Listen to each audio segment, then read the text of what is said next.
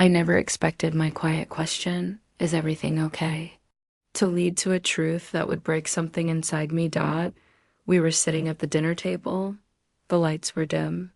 She looked up, her fork frozen in the air, and replied softly, "You know the new employee? Well, that's when everything started to unravel. Please watch the story till the end." What she confessed next changed everything between us. Asterisk. For the past few weeks, I had noticed a strange silence between us. My wife, Lena, had always been warm. We laughed easily. We shared long talks every night, but now she barely looked at me. Every time I asked how her day was, she gave short answers. Her eyes stayed glued to her phone more than usual. I told myself maybe she was just tired from work. Her office had hired a few new people recently. Maybe it was just stress, but deep down I felt something changing. That evening, I cooked her favorite grilled chicken with mashed potatoes. She smiled politely but barely touched her food.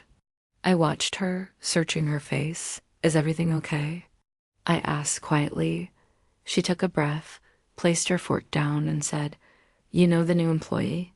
Well, my heart started racing. She hesitated, looked away, then forced a small laugh. "Never mind. It's nothing." But it wasn't nothing, and I could feel it. Asterisk, that night, I couldn't sleep. Lena lay beside me, still and silent. I stared at the ceiling, trying to quiet the storm in my chest.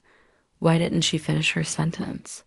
The next morning, I decided to pick her up from work, just to surprise her. When I arrived, she was standing near a man I hadn't seen before. He was tall, dressed sharply, and laughing too comfortably. Lena noticed me and her expression froze for a split second before she waved. "Hey, this is Arav," she said.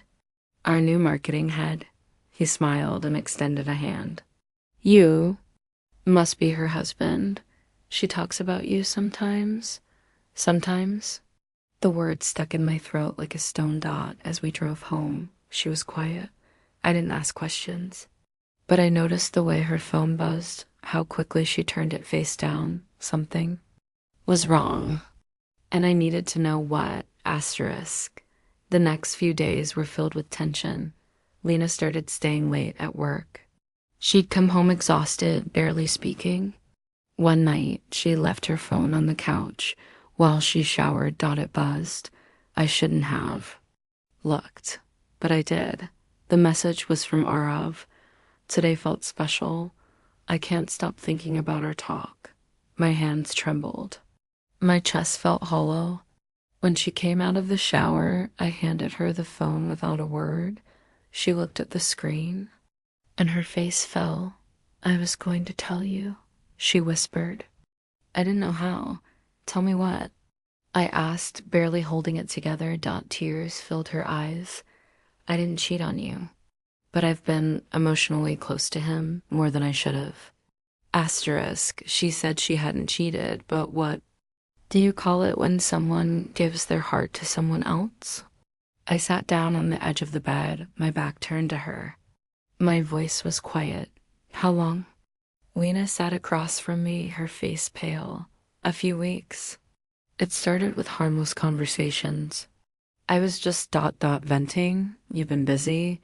And he just listened. My hands clenched into fists. I wasn't angry at just her. I was angry at myself.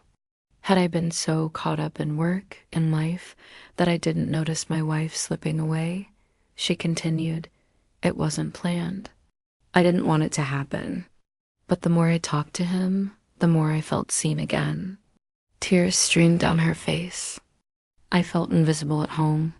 That line hit me hard because maybe she was right. Maybe I had taken her for granted.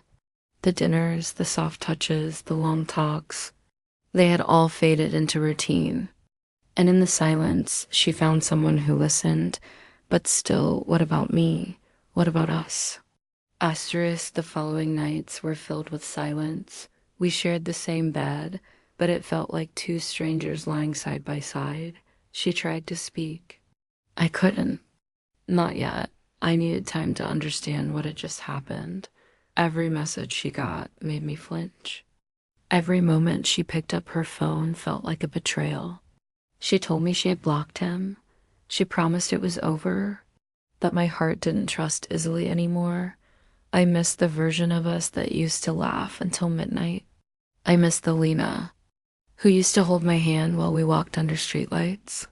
That version of her had given a piece of herself to someone else. And I didn't know how to ask for it back. Some nights I sat in the living room, staring at old photos. Use on our wedding day. Her smile back then, full of love, of certainty. I wondered if that smile could ever return. One weekend morning, she made breakfast and waited quietly as I came to the table. I want to talk, she said gently. I nodded. She spoke slowly. I was lonely, but that doesn't excuse what I did. I should have come to you instead of someone else. I broke your trust, and I hate myself for it. I looked at her. She was hurting, and despite everything, a part of me still loved her. That was the hardest part. Do you still love me? I asked. Her voice cracked more than anything. But I know that's not enough now. I need to earn back your trust. I'm not asking for forgiveness. I just want a chance to rebuild. It was raw, honest, and it cut deep. But it also gave me something I hadn't felt in days. Hope.